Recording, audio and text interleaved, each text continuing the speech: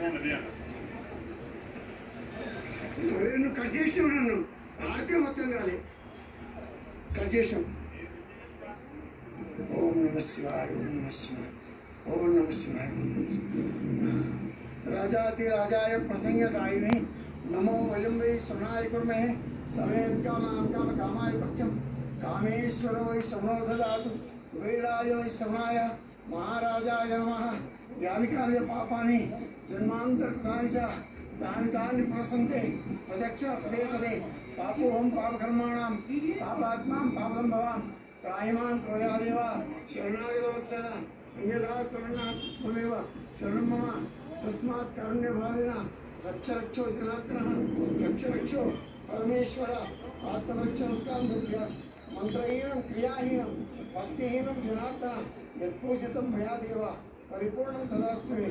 समस्त राजोपचार देवोपचार शक्तोपचार भक्तोपचार पूजां सभ्यां सर्वं श्री पार्वती परमेश्वर विघ्नेश्वर शरणारविन्दार्पणमस्तु.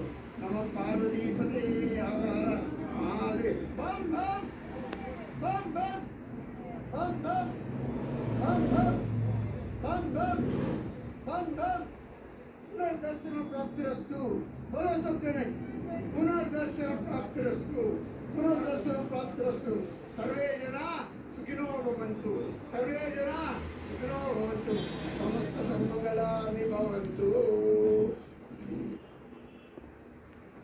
10వ తారీఖు రోజున మాకు వీసా రావడంతో బయలుదేరి 3 రోజుల పరిక్రమ చేద్దామనే ఉద్దేశంగా మొదటి రోజు పరిక్రమ చేసుకున్నాము 18 కిలోమీటర్లు. ఆ తర్వాత రెండో పరిక్రమ డోల్మాలా పాస్ 9 కిలోమీటర్లు.